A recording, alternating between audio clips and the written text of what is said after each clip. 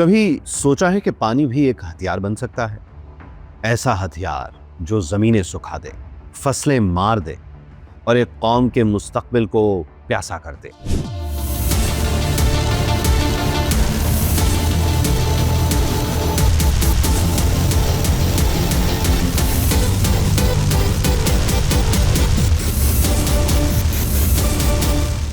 یہ کہانی ہے کابل دریا کی، جو افغانستان کے پہاڑوں سے نکل کر خیبر پختونخوا کی وادیوں کو زندگی دیتا ہے۔ پشاور، نوشہرہ، چارسدہ سب اسی دریا کے بہاؤ سے سانس لیتے ہیں، مگر اب یہی دریا طاقت کا کھیل بن چکا ہے۔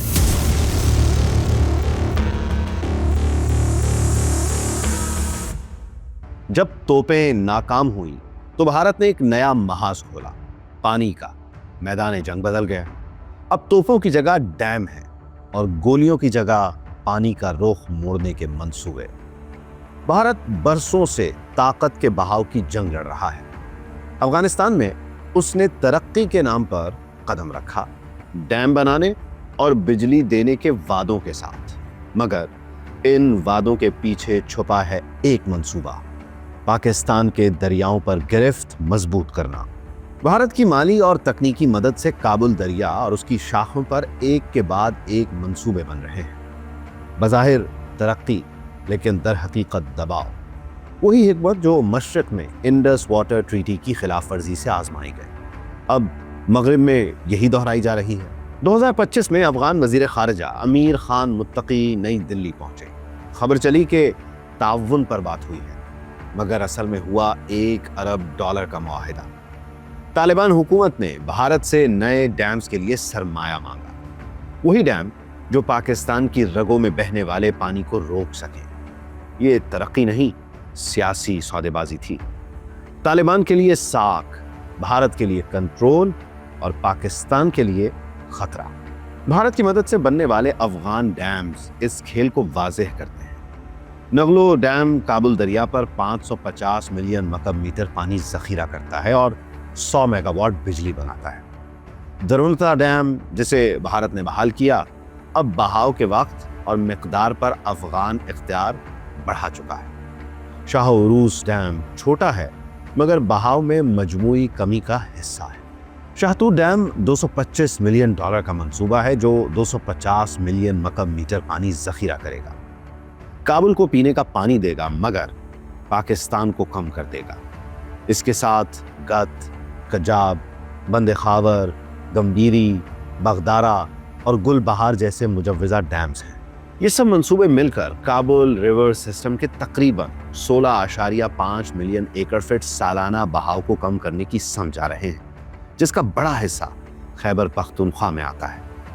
اس کمی کا مطلب ہے کم فصل، کم بجلی، کم پانی اور زیادہ بحران۔ خیبر پختونخوا کے لیے کابل دریا زندگی ہے۔ بہاؤ میں کمی کا مطلب ہے پشاور، نوشہرہ اور چارسدہ کے کھیتوں کا خشک ہونا، وارسک ڈیم کی طاقت کا گھٹنا اور شہروں میں پانی کی قلت۔ زیر زمین پانی نیچے جاتا ہے، ویٹ لینڈز ختم ہوتے ہیں، ماحول بدلتا ہے۔ یہ صرف سرحدی مسئلہ نہیں، ایک صوبے کی بقا کا سوال ہے۔ طالبان حکومت کے لیے بھارت کے ساتھ یہ منصوبے 3 فائدے رکھتے ہیں: اندرونی ساکھ بنانا، بھارتی سرپرستی حاصل کرنا اور پاکستان پر دباؤ بڑھانا۔ $1 ارب کا مطالبہ اسی انڈو افغان اتحاد کی علامت ہے، جو پاکستان کے لیے نیا ہائیڈرو سیکیورٹی خطرہ بن چکا ہے۔ بھارت نے پہلے بھی ایسا ہی کیا۔ 2016 میں اس نے سلما ڈیم بنایا، جسے افغان انڈیا فرینڈشپ ڈیم کہا گیا۔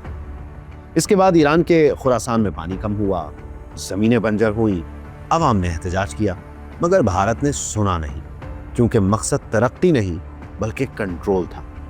وہی کنٹرول اب کابل دریا کے ذریعے پاکستان کے خلاف آزمایا جا رہا ہے، مگر پاکستان خاموش نہیں۔ چترال کے پہاڑوں میں ایک نیا منصوبہ تیار ہے: چترال ریور ڈائیورژن۔ چترال دریا، جو کابل ریور کے بہاؤ کا 51% دیتا ہے، اب افغانستان جانے سے پہلے سوات بیسن کی طرف موڑا جائے گا، مکمل طور پر پاکستان کی حدود کے اندر۔ اس منصوبے سے 2453 میگا واٹ بجلی بنے گی، آبپاشی میں اضافہ ہوگا، فلڈ کنٹرول اور زیر زمین پانی کی بہتری ہوگی۔ اور وارسک اور موہمن جیسے ڈیمز مضبوط ہوں گے۔ یہ صرف انجینئرنگ نہیں، یہ دفاعی چال ہے، قانونی بھی اور اسٹریٹجک بھی۔ افغانستان کی طالبان حکومت بھارت کی مالی اور تکنیکی مدد سے کابل دریا کے بہاؤ کو بدلنے کے منصوبوں پر چل رہی ہے۔ یہ صرف ایک خطے کی سیاست نہیں، لیکن ایک قوم کے مستقبل کی جنگ ہے۔ پاکستان کا چترال منصوبہ اس خاموش جنگ کا پہلا دفاعی وار ہے۔ یہ جنگ بارود سے نہیں، پانی سے لڑی جا رہی ہے۔ جو دریا کا رخ موڑ لے وہ تاریخ کا بہاؤ بدل دیتا ہے، اور جو اپنا پانی بچا لے وہ اپنی آنے والی نسلوں کو زندہ رکھتا ہے۔